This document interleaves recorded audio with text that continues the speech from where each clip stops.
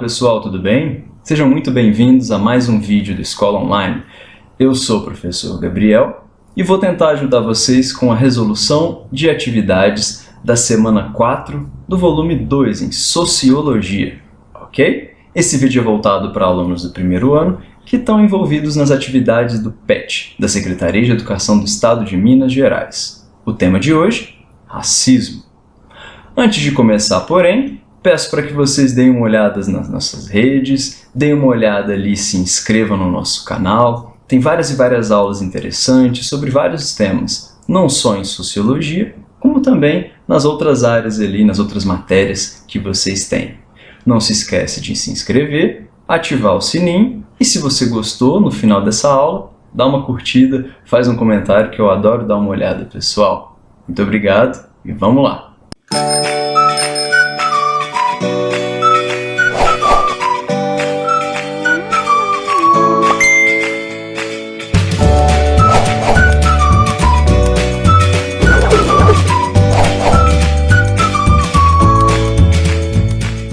Meus queridos, olha só, nós temos ali um conjunto bem grande de atividades para resolver na nossa aula de hoje, mas não se esqueçam, para a compreensão da matéria e para a resolução das atividades, é fundamental que vocês vejam os textos que foram apresentados a vocês, porque são textos bons, textos importantes e não só para a resolução da atividade, mas para a vida de vocês, esses textos podem ser úteis.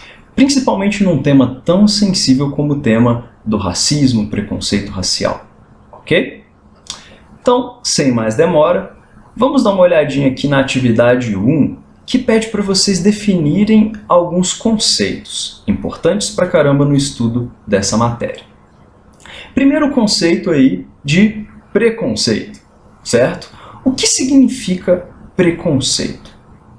Bom, pessoal, tem várias formas de você definir preconceito e, na verdade, várias formas de definir todos esses conceitos, essas palavras que estão apresentadas aí para vocês. A minha sugestão, porém, pode ser a seguinte: preconceito é um sentimento, certo? Um sentimento negativo. Mas é um sentimento negativo que uma pessoa ou um grupo podem ter baseado numa ideia superficial ou numa ideia sem fundamento, imparcial na realidade, certo? Um preconceito, seja preconceito racial, seja um preconceito ali relacionado a gênero, a sexualidade, ou o que seja, um preconceito é um sentimento ruim que é baseado numa ideia incompleta, superficial ou até errada sobre a realidade, sobre aquela raça, sobre aquela sexualidade ou aquele gênero, ok? Indo para B, pessoal, o que é tolerância? Difícil definir isso curtinho, né? Mas vai aí uma sugestão, pessoal. Tolerância nada mais é do que uma atitude de você aceitar, né? Aceitar o quê? Aceitar um fato. É fato no mundo que as pessoas são diferentes entre si, né? Que várias e várias culturas existem na nossa realidade, na nossa sociedade, no nosso entorno. E essas culturas e essas pessoas, por serem diferentes de nós, ou a gente tolera, ou a gente, acaba reagindo de uma maneira negativa. A tolerância, portanto, seria uma atitude de aceitação ou de simplesmente suportar essa diferença. Diferença cultural, diferença entre as pessoas. É uma atitude de aceitar ou suportar a diferença, ok? Tolerância também envolve, pessoal, você admitir, a existência daquela pessoa, daquela cultura, sem uma reação agressiva, ou sem uma reação defensiva. Deixar que aquela pessoa seja, que aquela cultura seja o que ela é, sem reprimir, sem agredir, entende? Suportar ou aceitar a diferença, que é um fato social aí, ok? Letra C. Diversidade cultural. O que é diversidade, pessoal? Diversidade nada mais é aí, né, do que essa grande variedade de representações culturais humanas que existem, certo? Diversidade cultural é esse conjunto todo de culturas que existem nas sociedades humanas, ok? A diversidade cultural, como a gente falou, né, é um fato. É só olhar em volta. Todas as formas de viver, de vestir, de falar que a gente tem contato, ok? Letra D. Racismo. O que seria racismo? Racismo é um tipo de preconceito, certo? Sendo um tipo de preconceito, né, é um sentimento negativo baseado em ideias superficiais ou erradas, né, a respeito de uma determinada raça, certo? De uma determinada etnia, de um determinado grupo ali expresso pela sua cor de pele, pelas suas características físicas, faciais, o que seja. O racismo, pessoal, ele pode ser, como foi por algum tempo, fundamentado em teorias pseudocientíficas, né? Então, houve sim, durante um período, um esforço de explicar de uma maneira muito errada, muito sem base prática e verdadeira, explicar as diferenças entre as sociedades, né? Essa tentativa de explicação pseudocientífica acabou ali no século XIX, como tem até no texto de vocês, criando uma ideia de hierarquia racial, ou seja, a raça branca sendo superior à raça amarela, à raça negra e etc. Ok? Então, às vezes, o racismo pode acabar sendo fundamentado ainda por essas teorias falsas, antigas, a respeito do mundo. Ok? E letra E, o que é o etnocentrismo? O etnocentrismo pode ser definido, né, como uma determinada etnia, cultura no centro. A etnia o etnocentrismo é uma visão de mundo que acaba considerando a sua cultura, né, ou a cultura do seu grupo, como superior às demais. Ok? Então tá aí, uma tentativa de definição bem objetiva desses conceitos. Atividade 2, pessoal. Escreva um texto dissertativo em que reflita sobre a seguinte questão. Preconceito é algo que se aprende? Vamos lá, é um fato. Eu imagino que vocês também já compartilhem dessa ideia. É um fato que o preconceito existe. E várias formas de preconceito são expressas ali nas diferentes experiências que a gente tem no mundo, não é? Seja um preconceito expresso ali por expectativas inferiores para uma determinada pessoa, né? Porque a pessoa é negra, ela não é capacitada ou não deveria ser capacitada para fazer certa coisa, né? O preconceito também por razão de sexualidade. Existem várias formas de preconceito. Entretanto, no texto que vocês têm da semana 4, existe ali uma ênfase no preconceito racial, certo? Para entender se o preconceito é uma coisa que você aprende ou não, com ênfase ao preconceito racial, é interessante a gente dar uma voltinha ali num estudo até de história brasileira, certo? É muito difícil, aliás, é impossível falar em preconceito racial sem perceber aí a dimensão histórica do preconceito, né? Então, um primeiro ponto. O Brasil foi um país escravocrata até 1888, quando teve ali a abolição da escravatura, né? E depois que a escravidão acabou, depois de mais de 300 anos de escravidão no Brasil, não houve uma política de inserção dos negros na sociedade brasileira, né? Então, assim, esse indivíduo ex-escravo, ele não foi ali reposicionado para trabalhar em outros lugares, ele não foi ali incentivado a se educar, a própria sociedade brasileira também não foi incentivada e encorajada a enxergar o negro como alguém igualmente capacitado, por exemplo, a fazer as funções que o branco fazia. Então, pessoal, se a gente for parar para pensar, 1888 não é há tanto tempo atrás. Provavelmente os seus avós, os seus bisavós tiveram contato com pessoas que viveram numa época em que o negro era visto como alguém escravizado ou escravizável. Então, pessoal, o Brasil tem sim heranças muito recentes da escravidão. Se a gente for olhar na atualidade, né, a própria questão da pobreza muito associada ali ao negro, ou a violência que as várias comunidades negras estão sujeitas, isso tudo, a pobreza, a violência, não pode ser completamente ali associado às escolhas individuais. Tem gente que fala que o negro é pobre porque ele não se sujeitou ao trabalho, que aqueles indivíduos não puderam sair da sua condição, que a violência era a única saída e tudo mais. Entretanto, pessoal, a violência e a pobreza não são só uma consequência direta ou indireta de escolhas, mas são sim, em grande parte, reflexo dessa história brasileira. Então, pessoal, os indivíduos que estão nessa situação, claramente, não vou dizer que são reféns, mas são indivíduos que foram historicamente posicionados ali e possuem uma dificuldade muito grande de superar essas situações desfavoráveis.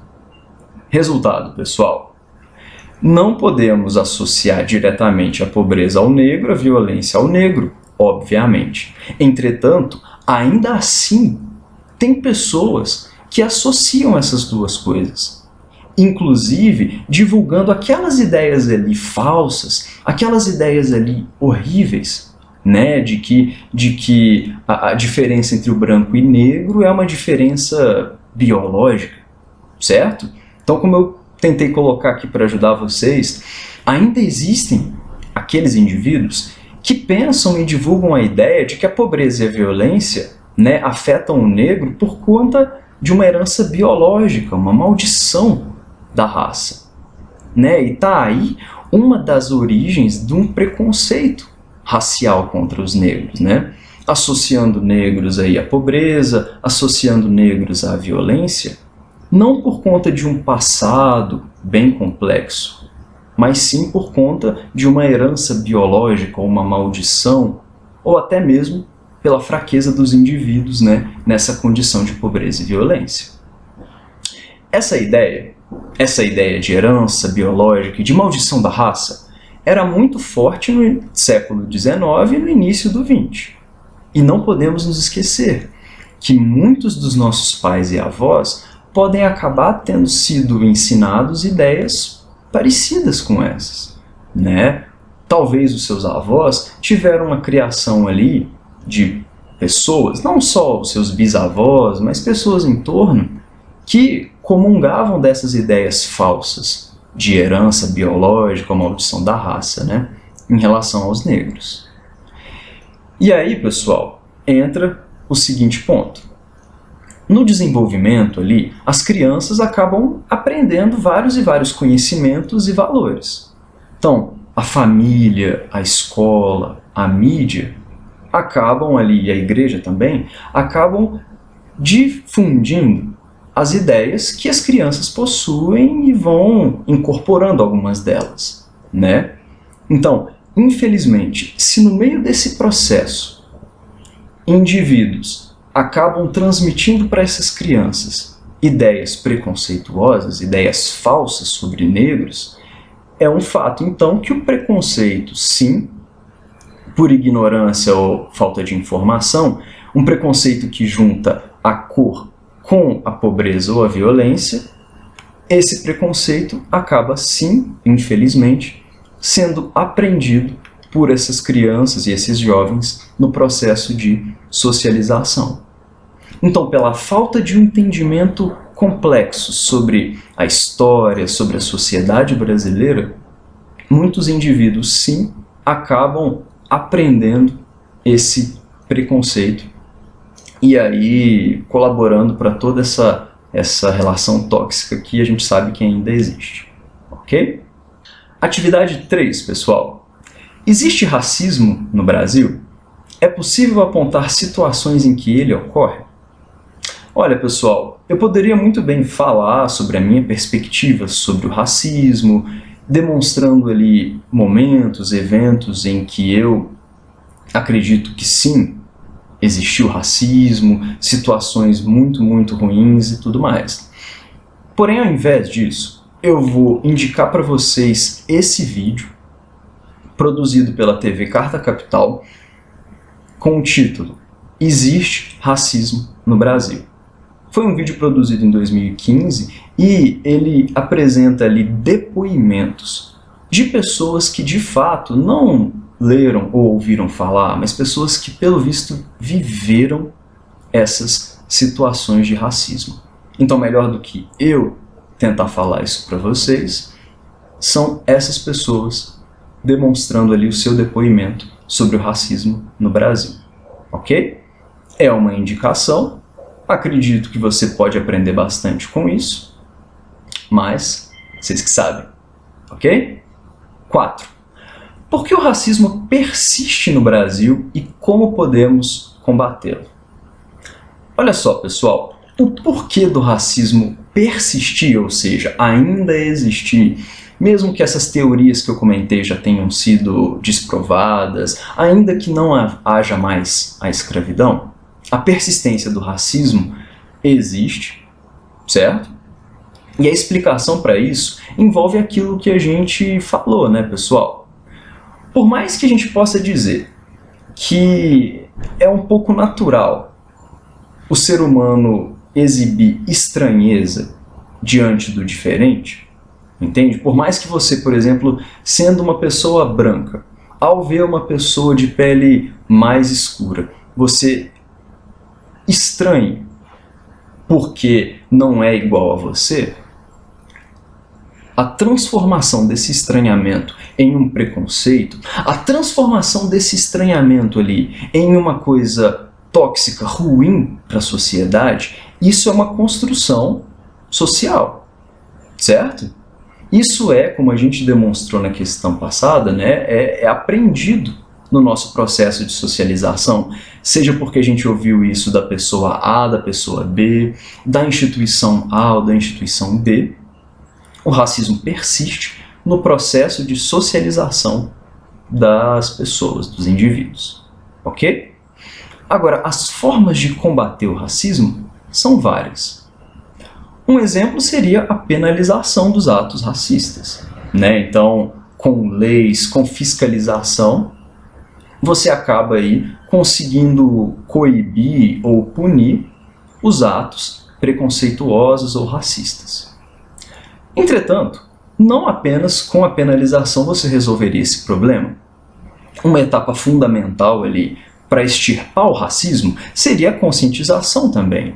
Claro, não só punir os violadores, mas tentar espalhar a ideia de que o racismo é uma coisa errada, seja criando campanhas, incentivos de oportunidades, expondo o problema de modo a modificar essa situação, ok? Então, às vezes, o que a sociedade brasileira também precisa é um escancarar desse problema, mais e mais do que já está escancarado. Além disso, pessoal, uma outra forma interessante ali de você atacar, combater o racismo, é você dar oportunidades ali e ampliar a representatividade. Então, essa coisa de você aumentar a participação de indivíduos negros em posições de poder tem a ver não apenas com a percepção do público em geral de que os negros podem sim estar em posições de poder, mas também para que o próprio negro, seja ele criança, jovem, seja ele adulto, velho, para que o próprio negro se enxergue naquelas posições, para que as crianças tenham referências ali de posições de poder ocupadas por indivíduos negros, né? Para aquela criança negra poder sonhar que uma pessoa da mesma cor de pele ou de uma origem muito parecida conseguiu alcançar aquela posição de poder para encorajar realmente aqueles indivíduos. Então, a representatividade envolve ali negros em posições como gestores, como políticos, né, até como atores e apresentadores, para tirar esse estigma de negro pobre, violento, e também, claro, para exaltar a beleza e a capacidade das pessoas negras. Não só para voltado isso aí para indivíduos brancos, mas também para o próprio negro. Finalmente, claro, atitudes individuais também são muito importantes, né? Você não naturalizar um ato de preconceito, não deixar aquilo ali passar. Você fazer a sua parte também é muito e muito importante para que a gente possa combater o racismo no Brasil, ok? Bom, pessoal, atividade 5 entra ali num conjunto de pesquisas, certo? Nessa aí eu vou dar uma colherzinha de chá para vocês, vou dar uma ajudadinha. Então, muitos de vocês já devem ter ouvido falar no 20 de novembro, né, que é o Dia da Consciência Negra. Agora, por que foi escolhida essa data? Então, a data foi escolhida, pessoal, de forma bem sucinta, porque ela se refere à morte de Zumbi dos Palmares, ok? Então, é uma homenagem ali, um rememoramento da morte desse indivíduo. Mas quem foi o Zumbi dos Palmares, pessoal? Zumbi foi um líder de um quilombo, certo? O Quilombo dos Palmares. Para quem não sabe, para quem ainda não estudou isso em história, o Quilombo dos Palmares foi a maior comunidade de africanos e afro-brasileiros que existiu no período colonial. Foi uma comunidade gigantesca que existiu no Nordeste e resistiu a várias e várias incursões de fazendeiros e outros indivíduos que não queriam a existência dessas pessoas ali. Mas por quê? Por que essa comunidade negra foi tão atacada nesse período colonial?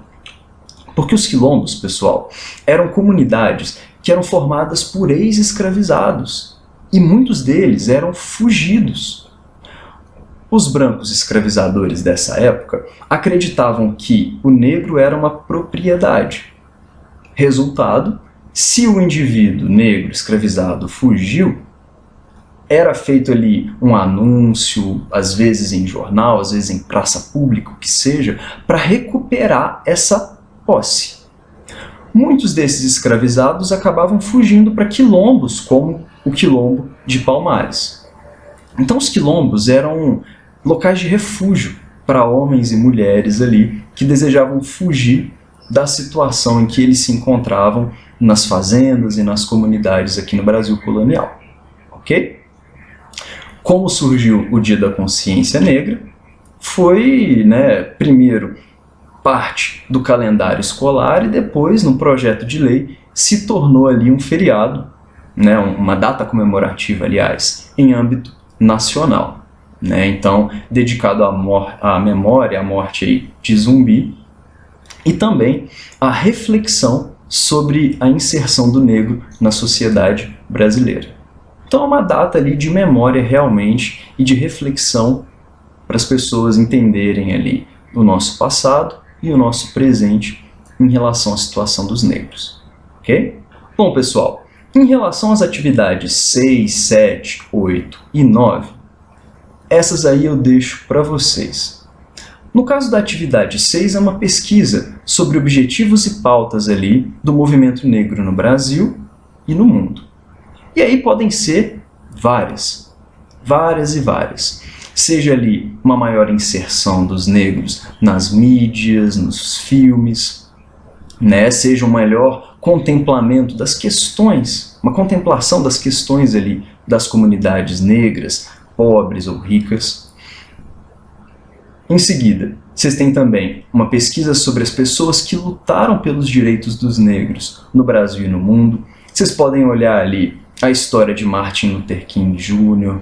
Vocês podem dar uma olhada ali também, pessoal, em vários e vários exemplos também na história brasileira de heróis negros que aí ajudaram tanto na libertação de outros indivíduos, como também ajudaram na própria causa do fim da escravidão no Brasil. Vários e vários desses ativistas de direitos negros no Brasil estão vivos até hoje também. Dê uma olhada lá, pesquise um pouco sobre a nossa história. 3. Pesquise a importância da cultura negra no Brasil atual.